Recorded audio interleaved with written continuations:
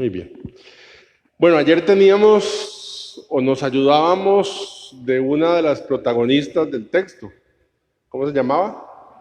María de Betania. Y les proponía ayer que ella nos enseñaba a dejar morir. Pedro se resistía, María más bien preparaba al Señor para su muerte. Y hablábamos, decía yo ayer, que no sabía por qué, pero hablábamos un poco del duelo. Hoy he pasado recibiendo mensajes, Padre, era por mí, era por mí, era por mí. Y aquí entre nos yo le digo qué dicha. No les he dicho que había un montón de gente que me decía, era por mí, que bendito sea el Señor, que la palabra es para todos. Hoy yo quisiera que nos fijáramos en uno también, en un personaje, Judas. Para mí Judas, como todo, pero para mí Judas representa el drama de la libertad humana. Qué gran responsabilidad la libertad humana, ¿verdad? Y tenía que ser así porque si no hay libertad no hay amor. Si uno está obligado, no hay amor. Por eso el Señor nos hizo libres. El drama de la libertad humana. Una santa decía, Señor, amárrame porque no respondo. Es que la libertad, con qué facilidad, siendo libres nosotros, utilizamos la libertad para volvernos en contra de quien más nos ama, que es Dios. Por eso digo que Jesús ama. Disculpen que haya puesto el texto en griego. Aunque lo explique, es que es una belleza. En lo que es subrayado ahí dice, y Judas Iscariote, el que llegó a ser el traidor. Eso que puse allí, egeneto, ginomai, del verbo llegar a ser. Es maravilloso. Es maravilloso, de verdad es maravilloso. Llegó a ser el traidor. Llegó a ser el traidor. Es decir, no nació traidor. Y ustedes dirán, padre, ¿y eso qué es importante? Claro que es importante. Porque Jesús, cuando llamó a los 12, no llamó a un traidor. Llamó a un discípulo que en el drama de su libertad, egeneto, llegó a ser el traidor. ¿Soy claro? Y esto es importante porque en muchas teorías de los años 60, años 70, sobre Judas, hasta llegó a afirmarse es que Judas no era necesario porque si no, entonces el Señor que lo conocía todo, ¿cómo no va a saber que Judas lo iba a traicionar? Y por eso lo llamó, porque ocupaba a alguien que lo traicionara, ¿verdad? Estas tesis que seguramente nosotros hemos escuchado de alguna manera. Claro que Dios lo sabe todo en cuanto a Dios, en cuanto a hombre, su conocimiento también es evolutivo como el nuestro, como el de cualquier ser humano. Llegó a ser el traidor. Nadie nace traidor. Nadie nace traidor. Y el drama de la libertad humana es lo que nos hace a nosotros elegir bien o elegir mal. Y entonces, si nadie nace traidor, ¿por qué llegó a ser traidor? Dos grandes teorías, sobre todo, repito, un poquito de los años 60, decía que es que llegó a ser traidor por las ideas motivacionales. Y juegan un poquito con la palabra Iscariote con sicariote, un sicario. Y como como Judas pertenecía a este grupo de los celotas, que era un grupo rebelde contra el Imperio Romano, entonces dice, bueno, al final Judas traicionó al Señor porque los ideales eran distintos. La teoría más fuerte, y es la que normalmente escuchamos, era más bien la otra, que los ideales eran diferentes. ¿En qué sentido? En el sentido en que el concepto del reino de Dios que tenía Judas era un concepto de violencia. Y al ver que Jesús no tenía ese concepto, entonces se fue desencantando y lo traicionó. A mí la verdad, me siento muy identificado con esto, porque es lo que me pasa a mí. Cuando yo tengo un ideal de cómo Jesús debería de ser, de cómo Jesús debería de comportarse, y no lo hace, me voy decepcionando, y yo no sé ustedes, pero yo termino traicionándolo.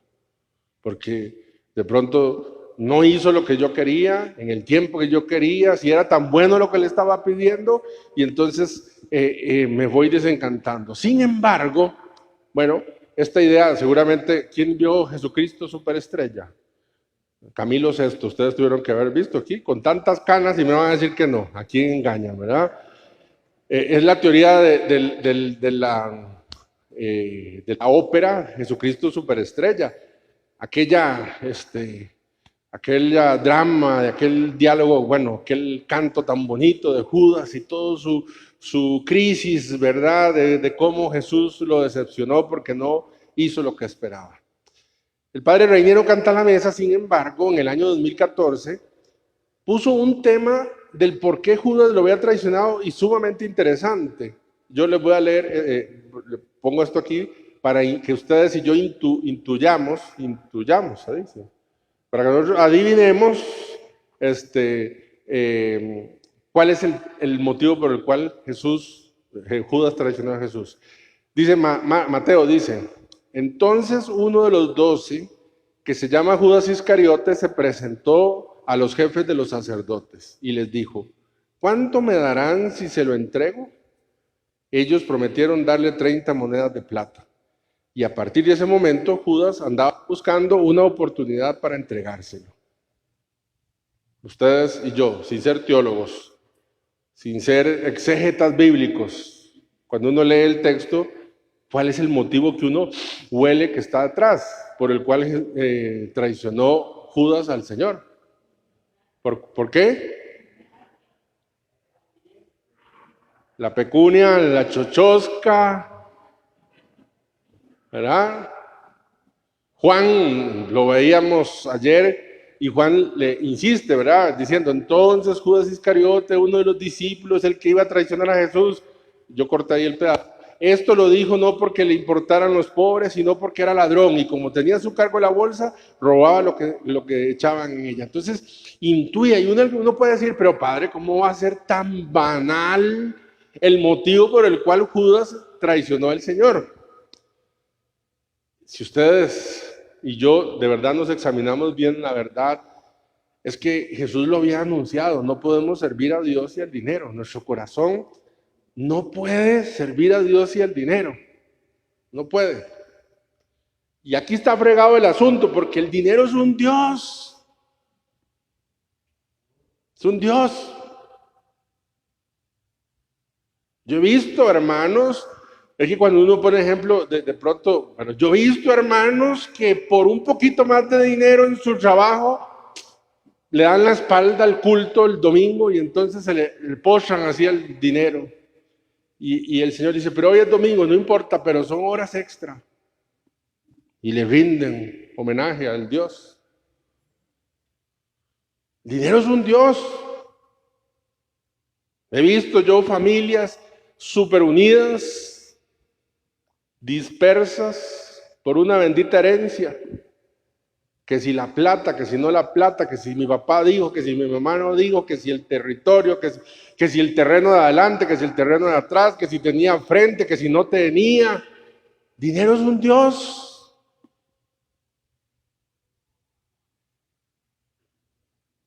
Y lo fregado es que es un Dios visible. Un Dios visible. Todas estas redes sociales a uno, con mi alma, inconscientemente y conscientemente le van vendiendo la idea de que si uno tuviera plata uno pudiera ser más feliz.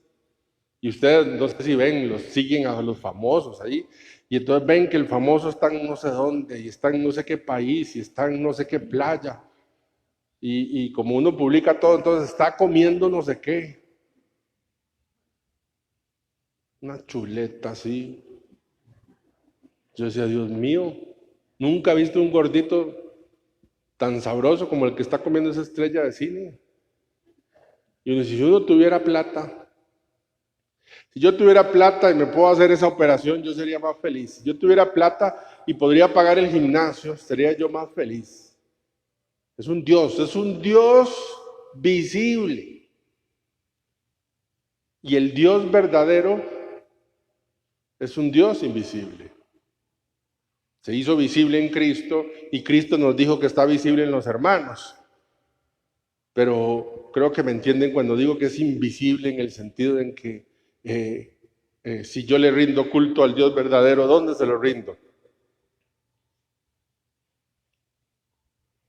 Ustedes, cuando leemos la palabra de Dios, dice 1 Timoteo, el apego al dinero es la raíz de todos los males. Es la raíz de todos los males.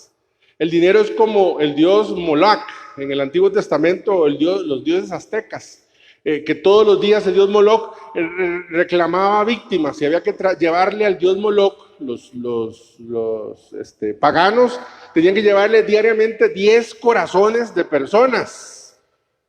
Y llegaban los 10 corazones. El dinero te pide, dame tu alegría, dame tu sonrisa, dame.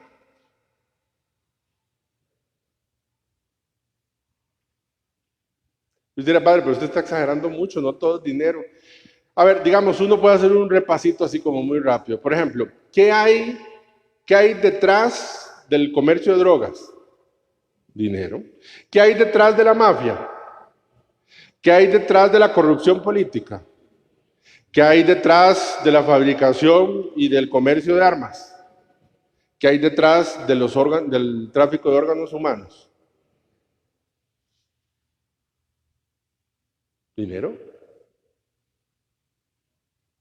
No creo yo que haya una persona que en su vida no se haya peleado por dinero, no se haya resentido por dinero, no haya discutido por dinero, no haya sentido que alguien le ama más o le ama menos por dinero. Ven que no es tan banal, no es tan banal. Pero bueno, yo no quiero que Judas me jale las patas a mí. Porque una cosa sí hay que decir de la iglesia canoniza. Eso significa que la iglesia dice en una lista quiénes están en el cielo. La iglesia no dice quiénes están en el infierno. ¿Somos conscientes de eso? La iglesia no dice quién está en el infierno. Yo a veces digo en misa que algunos se van a ir al infierno. Los que no compran pascualitos, por ejemplo, se van a ir al infierno, ¿verdad? Los que no ayudan en la rifa, ¿verdad? Pero miren cómo en realidad Judas experimenta una cosa interior bellísima. Ya hemos hablado de esto. ¿Qué fue lo que pasó? No sé si hemos puesto atención. Miren qué belleza lo que dice. Judas, que lo había traicionado, viendo que Jesús había sido condenado, ¿qué dice? Se arrepintió.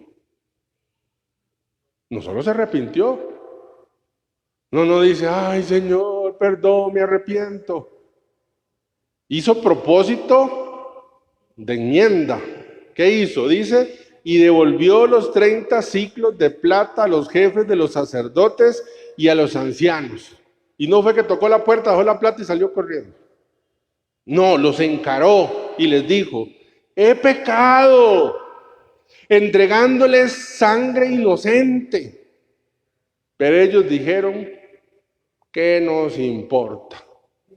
Ocúpate tú. Y él, arrojando los siclos en el templo, se alejó y fue a ahorcarse. Si ustedes buscan en su Biblia el capítulo 27, van a encontrar esta belleza de arrepentimiento de Judas. Pedro, en ninguna parte, yo escuché a Pedro decir esto. ¿Usted sí? ¿En algún texto? No. Judas sí, lo dice públicamente y lo reconoce. Yo no escucho a Pedro parado en el Sanedrín diciendo, perdón a la criada, disculpen, es que yo traicioné al Señor, dije que no lo conocía, pero sí lo conocía, solo que me dio miedo. Sí se arrepiente, sí se arrepiente. Y fíjense que Jesús quería trabajar en el corazón de Judas, pero yo empecé diciendo que el drama de la libertad humana es curiosísimo. A ver, ¿cuál es la última palabra que Judas escucha de boca de Jesús dirigida a él? por una refrigeradora con un VH incorporado.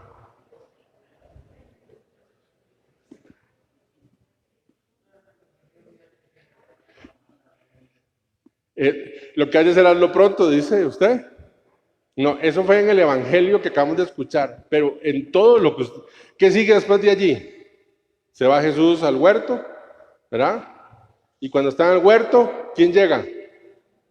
A Judas. ¿Cuál fue la última palabra que escuchó? Amigo. Amigo.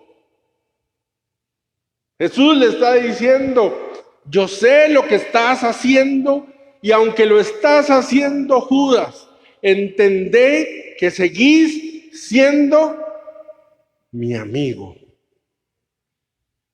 Que el misterio de tu libertad no cambia el amor que yo te tengo, amigo.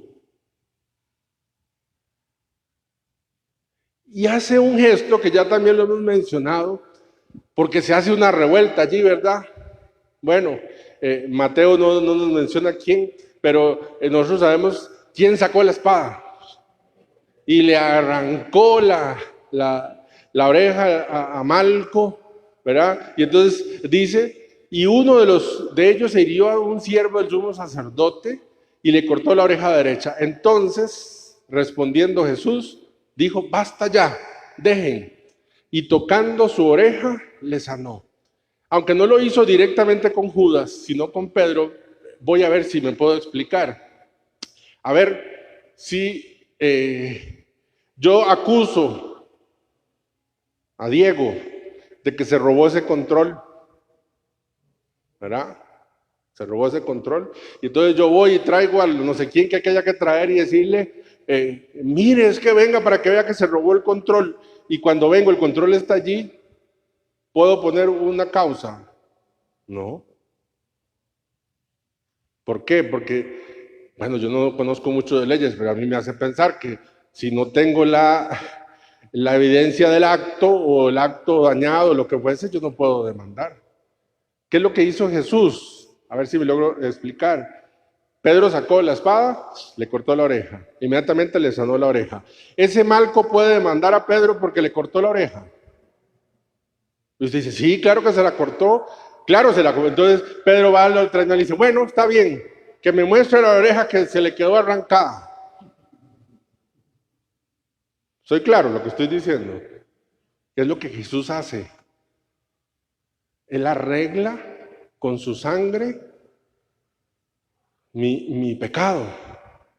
Y se lo está diciendo a Judas, le dijo amigo y presenció que él podía sanar la oreja, que él podía curar, pero no. Y ya esto lo hemos dicho, ¿verdad? Y dice, se alejó y fue a ahorcarse. A mí me encanta repetir esto y ya sé que lo saben, pero me encantaría que no se les olvide. Usted, si yo le pregunto a usted, ¿cuál fue el discípulo que se guindó? Ustedes me dirán Judas. Y yo le diría, sí, Judas, pero también se guindó Pedro. Judas se guindó de un árbol y Pedro se guindó, ¿de dónde? Del cuello de Jesús. Del cuello de Jesús. Quedó ahí mal eso. Pedro, ¿qué diferencia hay entre lo de Judas y Pedro? A mí me parece que Judas hasta mostró más signos de arrepentimiento que el de Pedro. Pero le faltó un pasito a Judas. Hizo la confesión pública, propósito de enmienda, pero no pudo dar el paso de entender el gran amor, la gran misericordia que Dios nos tiene. Y dejó que la culpa o el remordimiento hiciera fiesta en su corazón. Vamos a terminar orando entonces. He copiado una oración donde le pedimos al Señor que nos permita arrepentirnos también nosotros. Entonces, si pueden leer de dónde están, vamos a decir juntos. Padre, me declaro culpable. Pido clemencia, perdón por mis pecados. Me acerco a ti con absoluta confianza porque sé que tú prefieres la penitencia a la muerte del pecador. A ti no te gusta ni la venganza ni el rencor. Tu corazón es compasivo y misericordioso, y sé que solo estás esperando a que tenga la humildad de reconocer mi pecado, de arrepentirme y pedir perdón para desbordar la abundancia de tu misericordia. Cuando confesamos nuestros pecados, Dios fiel y justo nos lo perdona. Mira el horizonte, veo tus brazos abiertos y un corazón de padre queriendo atraerme con lazos de un amor infinito. Padre, perdóname, quiero recibir el abrazo eterno. Tu enseñanza es muy clara. Para ser perdonados y poder entrar en el reino de los cielos, debemos tener un corazón como el tuyo. Padre, envía tu espíritu de amor y perdona mis pecados. Purifícame, sáname, restáurame, renuévame con la sangre redentora de tu Hijo. Ayúdame a tener un corazón como el tuyo. Un corazón humilde y generoso, capaz de perdonar. Arranca de mí el corazón de piedra y dame un corazón de carne. En el nombre de Cristo Jesús, gloria al Padre, al Hijo y al Espíritu Santo.